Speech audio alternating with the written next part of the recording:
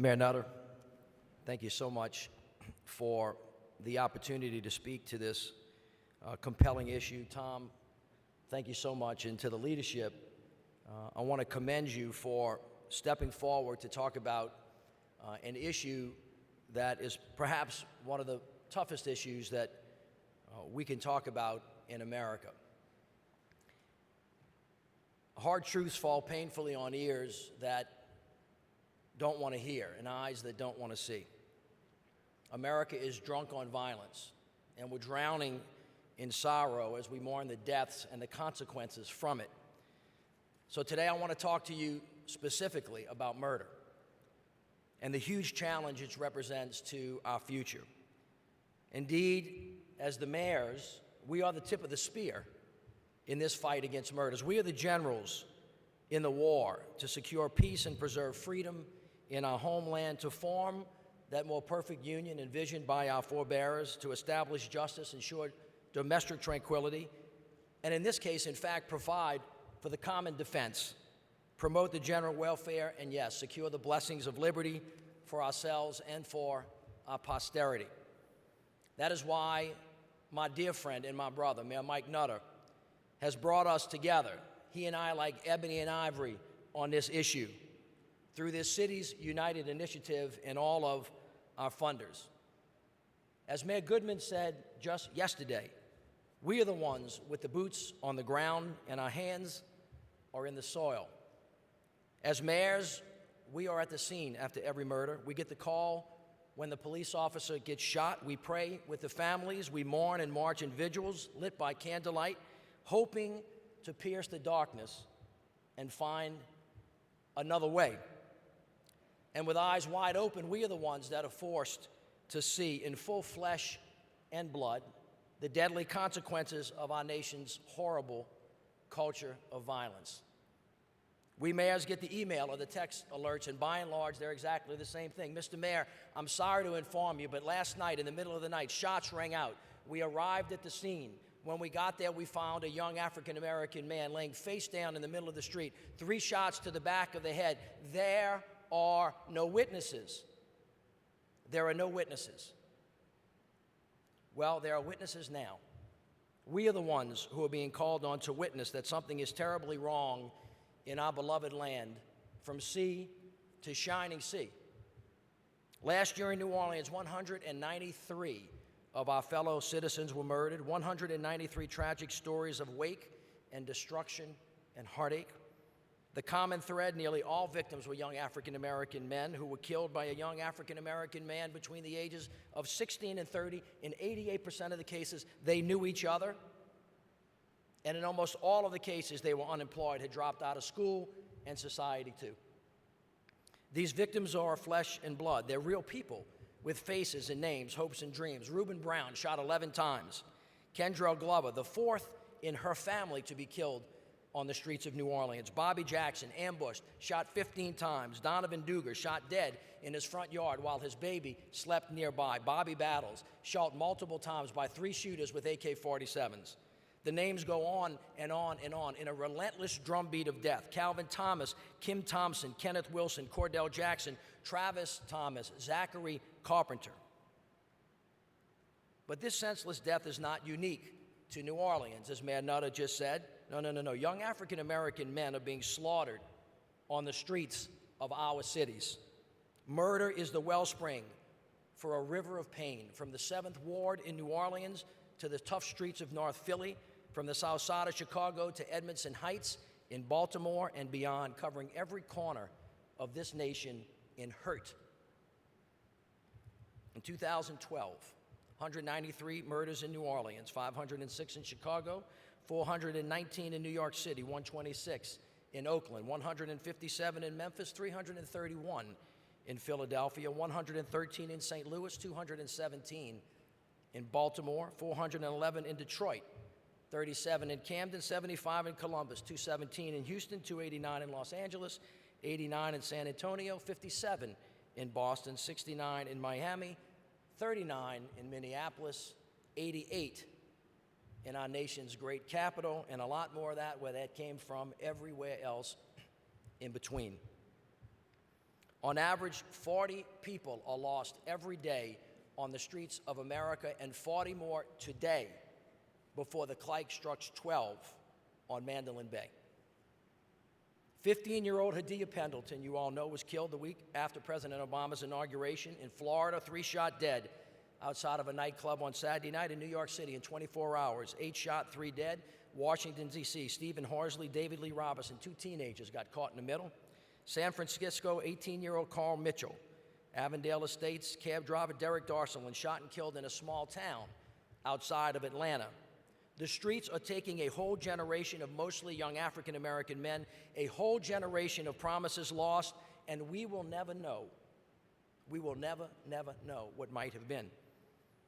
Indeed, my fellow mayors, we have come to a very dark place where even our youngest and our most vulnerable are being taken from us in this terrible grind of violence. In Maryland, 1-year-old Carter Scott was shot and killed.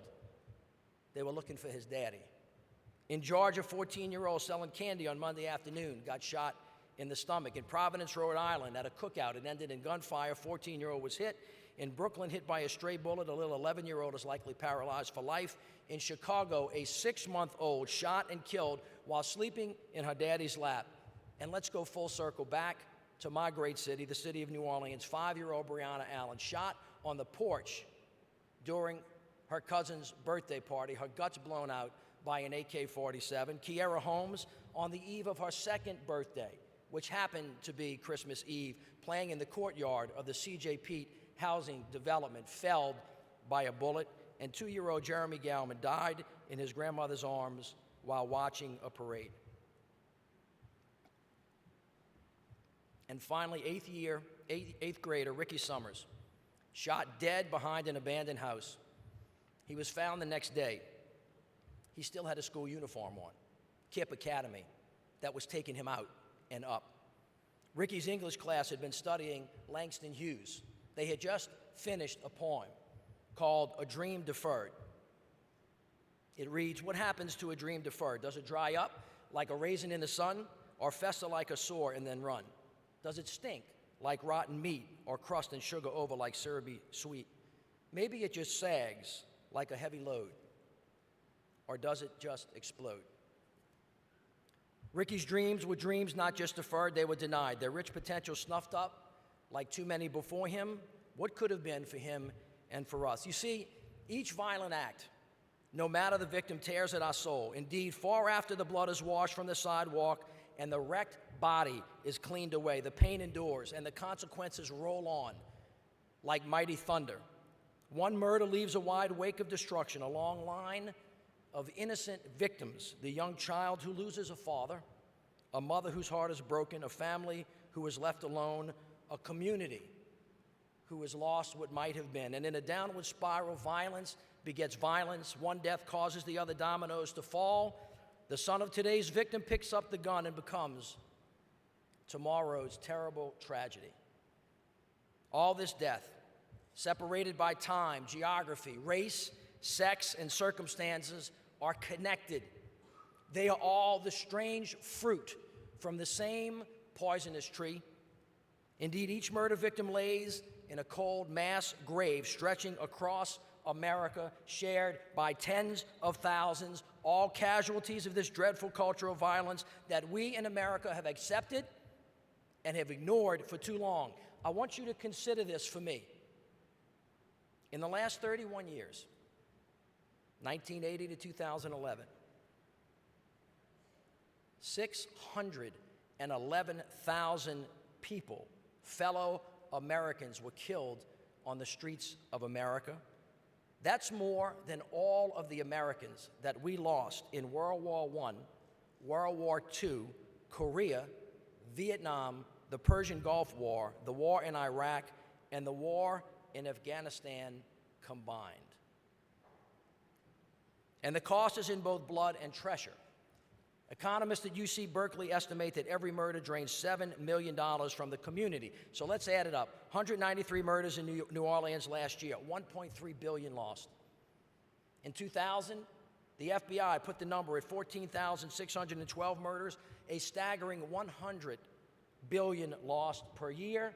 Since 1980, 4.2 trillion gone. Ladies and gentlemen, what a waste. Here is the truth. On this issue of violence, we as a nation have lost our way. Like a vine choking the life from a proud oak, the creeping scourge of violence tightens its grip on our great nation. Unfortunately, now, many months removed from the galvanizing mass murder at Newtown, we as a nation have made little or no progress in the fight against violence. Since that time, 5,000 American citizens have been killed and enveloped in this culture of violence.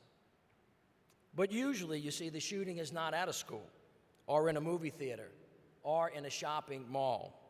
More often, the killing field of choice is the playground, the bus stop, or now in the middle of the street, in the middle of the day. The weapon of choice usually is not an assault rifle with a banana clip. More often, it's a plain old handgun held by an angry young man knee-deep in the life, killing behind a petty beef, some money, a bit of drugs, an insult, a bad look, a scuffed shoe. So little needed to take so much.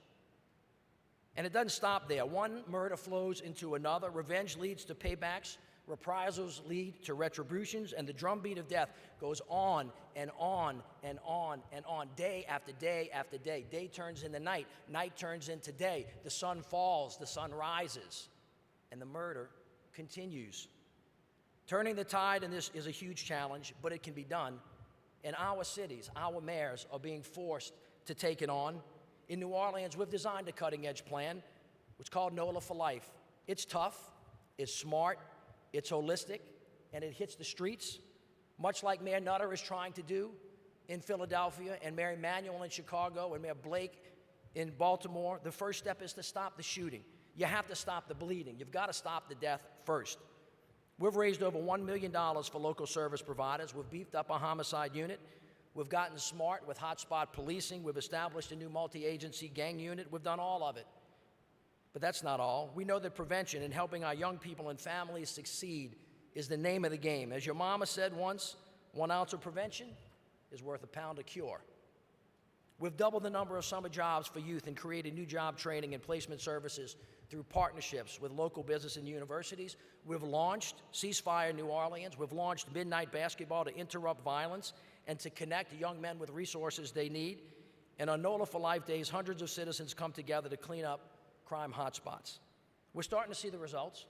In the past 3 months alone, our multi-agency gang unit investigations have led to the indictments of 50 individuals. Last year, overall crime was down. Murder was down 20% from this time last year and 30% compared to 2 years ago. We're turning the tide, and NOLA for Life can become a template for other cities. But here's the real truth. What we're doing and what we've accomplished is really small. It is a drop in the bucket against this tidal wave of trouble that is in our cities and that continues to come our way. Every day, from the smallest of us to the oldest of us, we pledge allegiance to the flag, to the United States of America, and to the republic for which it stands, one nation under God. And here's the word, indivisible.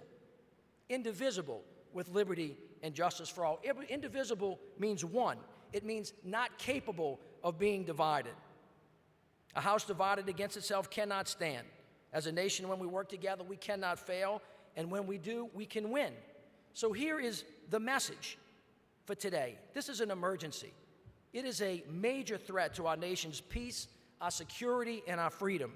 Preventing murder and stopping violent crime must become a national priority. Those on the ground in New Orleans, in Chicago, in Philadelphia, in all of our cities, we need a real federal and national commitment of resources to stop the shooting and to stop the violence.